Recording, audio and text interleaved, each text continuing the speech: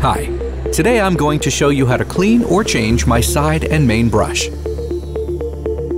To start, turn me upside down and place me on a soft surface. To clean or change the side brush, remove it by pulling upward on the black bristles. Now you can remove any dust and dirt from the brush or insert a new brush. Finally, press the side brush back onto the side brush holder. That's it! To clean or change the main brush, first remove the side brush.